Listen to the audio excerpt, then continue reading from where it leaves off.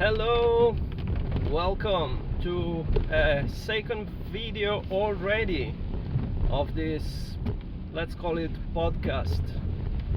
And yeah, it's again raining, so you will hear once again the wipers of my car, and I guess a lot of water underneath, maybe, I don't know. I'm Rafael once again. I'm a role-playing game aficionado, and on my quest to create my perfect tabletop RPG, if everything goes according to plan, which of course it never does. But I'm doing this kind of talks like this podcast exactly as a way to put some order in my crazy ideas, and that might actually sound ridiculous because rewatching my video of yesterday, I was really all over the place and definitely not orderly enough. So today I will try to stick to something, to a bit of a plan, let's say. Although there's so many things I would like to say, and probably they will just pop up. I'm sorry for that. Like, I will most probably not be able to avoid it, and not even want to, because in the end, I think I'm doing this for fun, and hopefully you will just share the fun with me, especially if I don't do another 35 minutes of talking, right?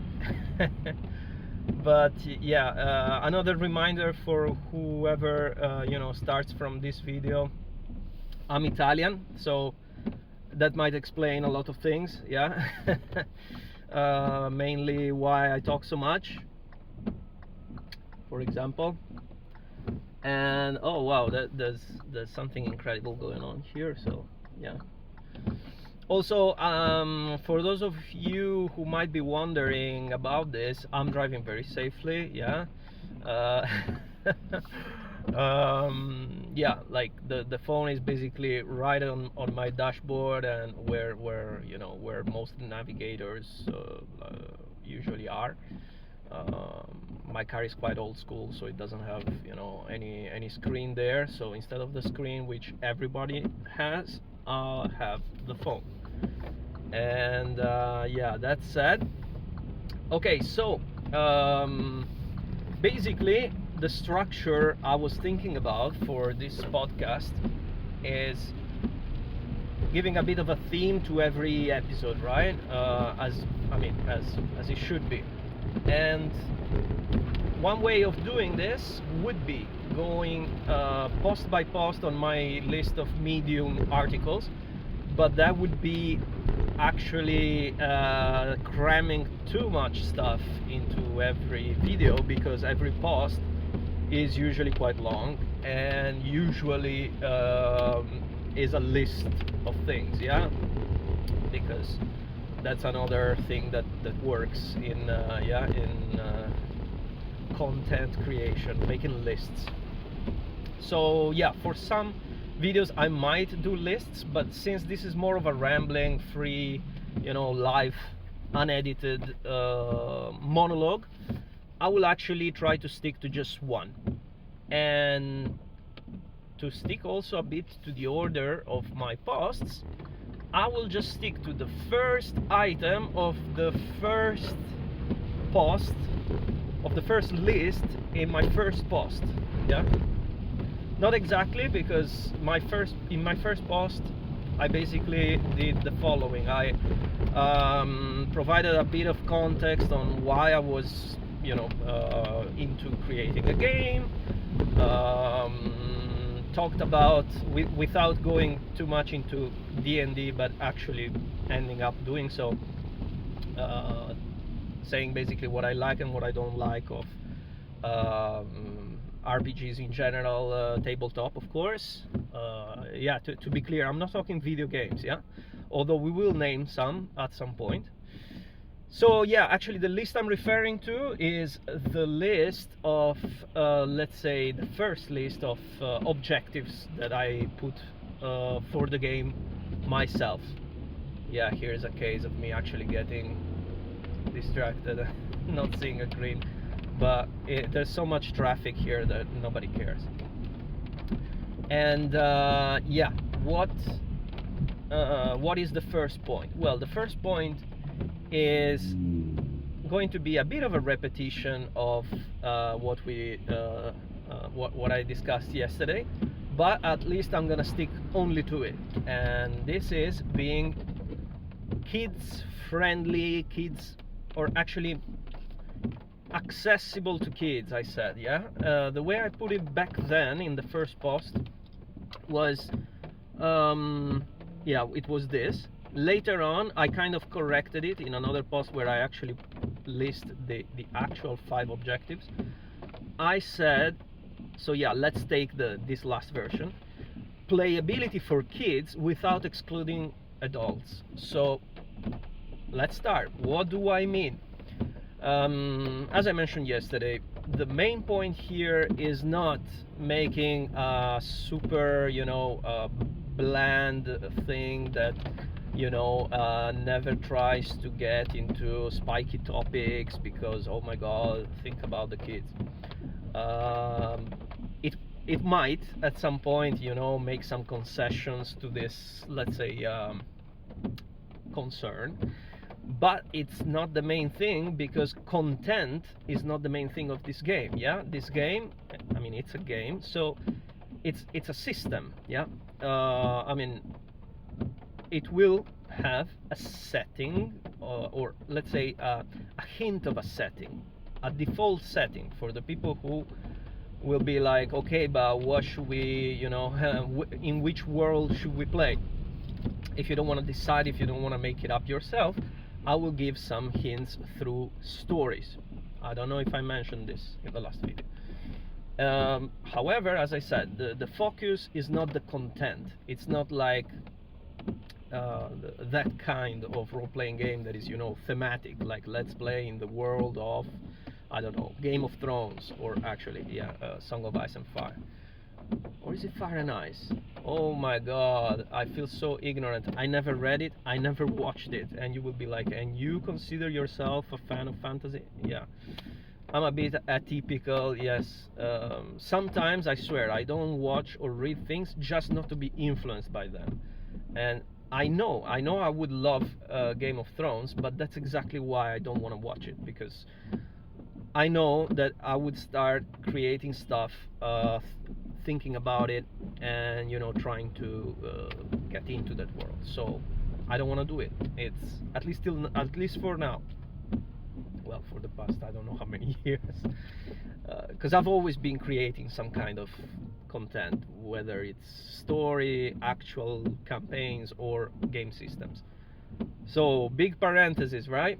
Yeah. So where was I? Yeah, I talked about Game of Thrones because yeah, because there are those games where you just play in this world. No, this is just a generic system, at least in principle. So I don't really care about content that much, although you will see later on that there are some mechanics that kind of imply a certain setting, or kind of story.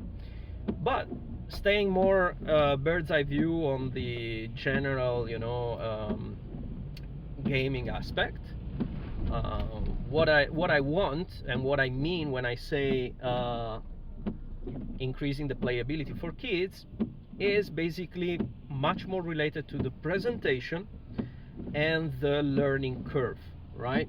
So as I said, I don't want to make another typical rule book that people have to go through and learn like this. I like an approach that comes from video games. See, video games come up. I like the approach of old school, of course, video games where there was no tutorial. I swear there was no tutorial. Now every game has a tutorial. Back in the days, no video game had a tutorial.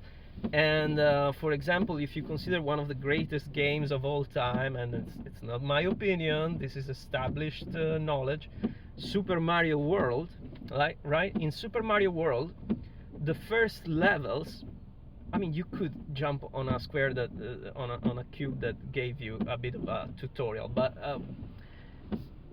you could also avoid it, yeah, and you would still learn how to play the game just by playing it, because the first levels, at least 3 or 4 of them, were, if not many more actually, were specifically designed to make you learn the game. Basically, the principle is present stuff in a progressive way, like don't expose the whole thing all at once, all the intricacies of the game.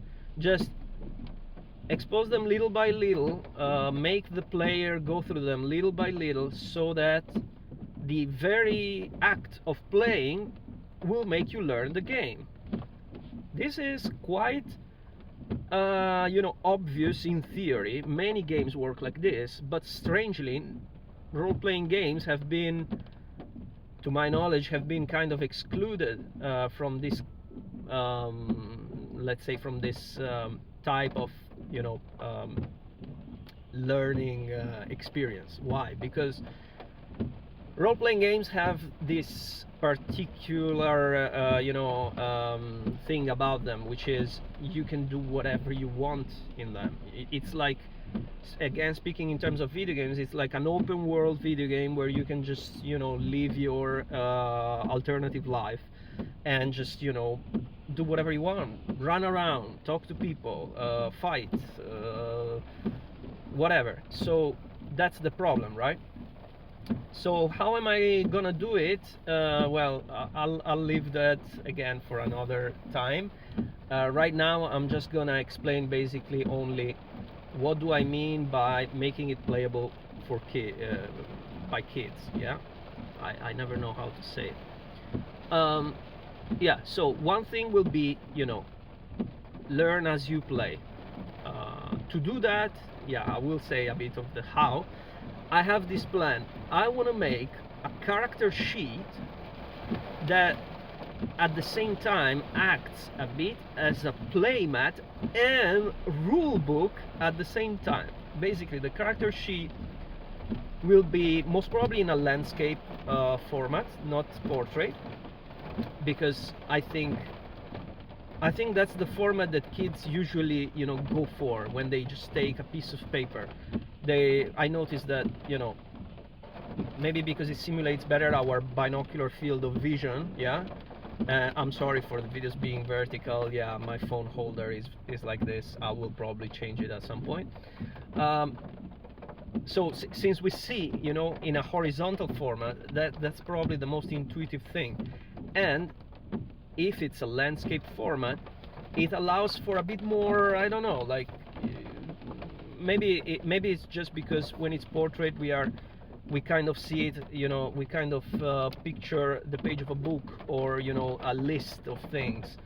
When it's landscape, it's more about a collage of elements, and that's what I want to do. I want to do basically a character sheet that integrates within it the actual rules of the game. And you will be like, how are you gonna do it? It's gonna be full of text. No, because as I said yesterday, the rules of this game will not be expressed via text.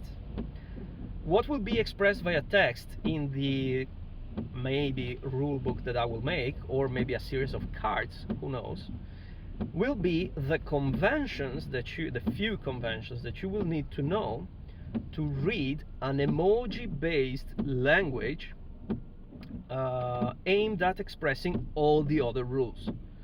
So yeah, bear with me on this for a moment.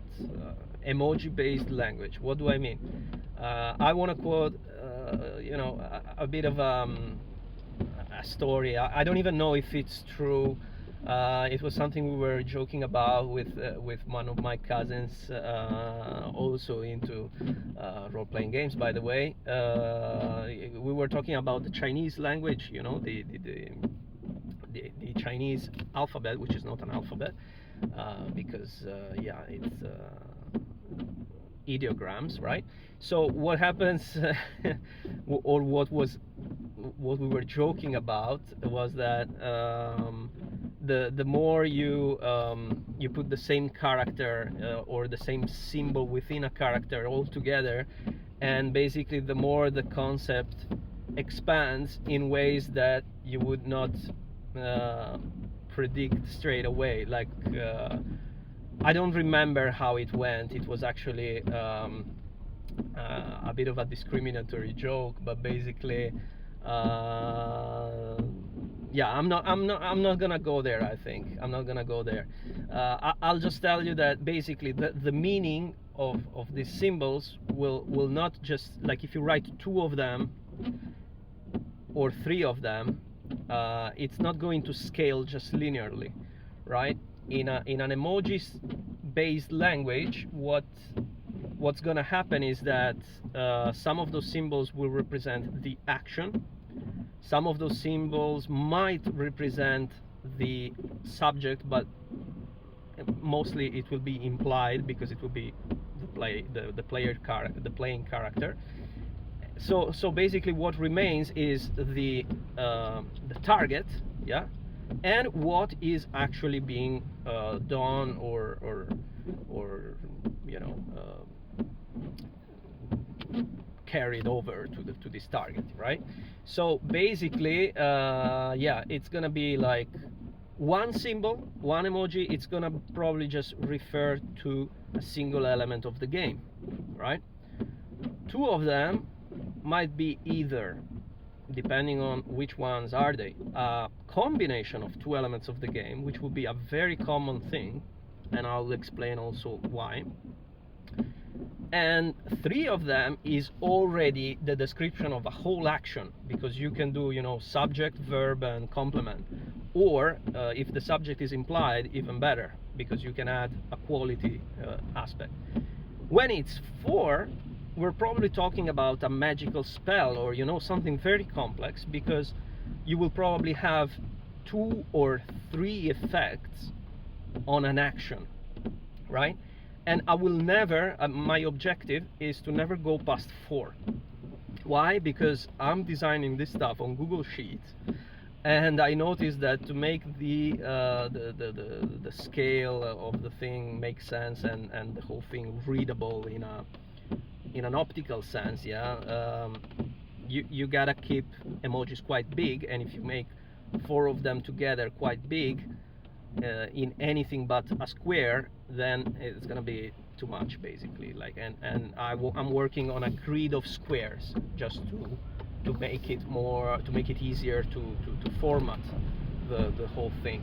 So yeah, basically the highest degree of complexity that I want is 4 emojis, but imagine how many things can be said with 4 emojis if we use a couple of conventions that will tell you, for example, that one of these emojis might be an action in and of itself, right? So it's basically a programming language, yeah, and yeah, rules will be stated this way. Now, again, let's step back. This is already too much detail, probably, especially because I will not edit this video, so you will not see what I mean.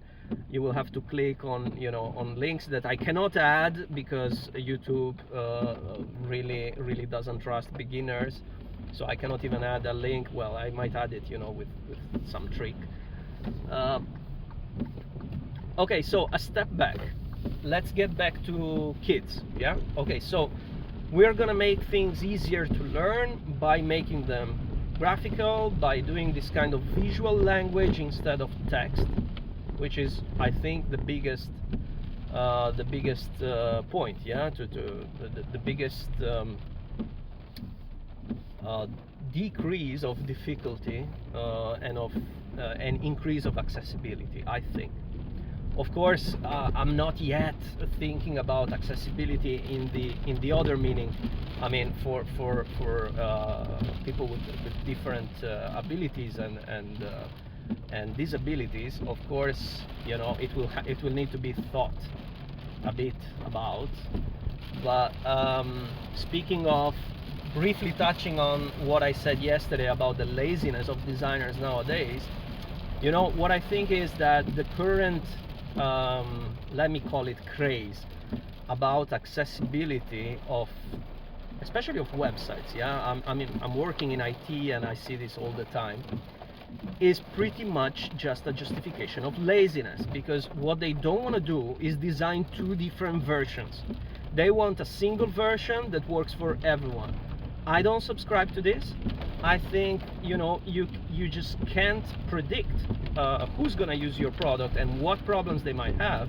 So I much prefer receiving feedback that tells me, hey, I just cannot use your product because this and that, and I'll be fine. How do you want it? I'll just make it specifically for you. I seriously prefer it, rather than, you know, going crazy trying to find a compromise that somehow works for everyone, and one size fits all philosophy that I absolutely don't like.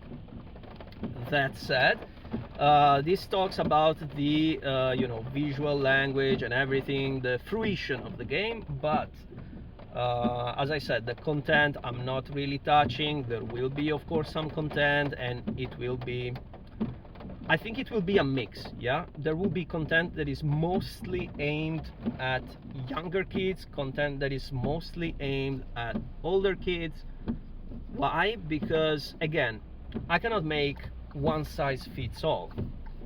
Because if you do one size fits all, what it really means is that you're making everything worse for basically everyone except the first category. Think about it. There is no other way of doing it, yeah? And I think this is also happening in education. It's a big topic that I don't want to take, but we will talk education in a while, because that's where I actually wanted to end this video, because I don't want to reach the 35. I think 25 is going to be enough. And yeah, I want to make, it's a big statement, I want to make this game slightly, at least slightly educational. Why? Because first of all, most kids don't buy games by themselves. Let's face it, it's parents buying games for the kids. And as a parent myself, I can you know, I can relate to the fact that we want games to actually teach something good. I mean, not forcibly. We don't like stuff that shoves it, you know, in a bad way, the educational you know, content. But we also don't want stuff that is completely meaningless, because, you know, it's very easy to keep a kid entertained, I think, yeah? Usually they like repetitive stuff. They might even learn from repetitive stuff. I'm not saying that, you know, whatever is repetitive and, let's say, not really whatever is basically a bit mindless is completely worthless. No, there is a space for that. But yeah, long story short, what I want to do is not much send a message, or at least I don't want to state the message. I would like the mechanics of the game, the actual mechanics, like the way the game works, to be educational by itself. So for example, what I said yesterday about kids actually enjoying the process of working for the stuff that they like, basically feeling a sense of, you know, a bit of a hero's journey where the hero progresses and becomes better and becomes stronger, and it takes time, yeah? This is a good teaching. So for example, the pace of the game, it can already be educational or not. Fast pace, not so much, yeah? Not so much. You will not have really time to think. You will do things in an automatic way, and you will learn what exactly? Maybe reflexes of some kind? there's already video games for that. We don't need that. So what we need is a slow-paced game where choices matter, as I said before, and I want to make mechanics that actually teach something. And I will get into, okay, I will preview quickly in the last minute one of the features. Yeah, all RPGs try to describe the physical characteristics and even the mental characteristics of every character. I want to go a step further and add 4 elements.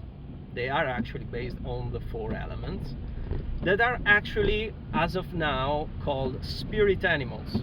Now, I think kids and all humans actually relate a lot to the concept of a spirit animal. Think about the zodiac.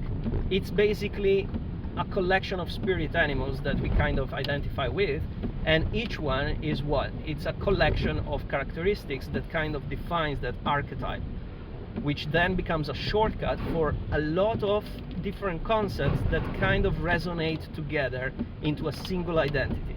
Okay, that's a mouthful.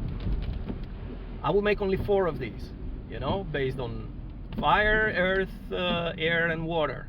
And these will basically combine with everything else to give a bit more coherence to characters, and they will even spawn a whole slew of other things, including magic, in a way that I will show you, or actually talk to you about, another time. Now, thanks a lot if you reached this point. I know I should limit myself a bit when it comes to talking. I'll try to be shorter next time, and until then, have a very nice evening, morning, day, week. Bye bye.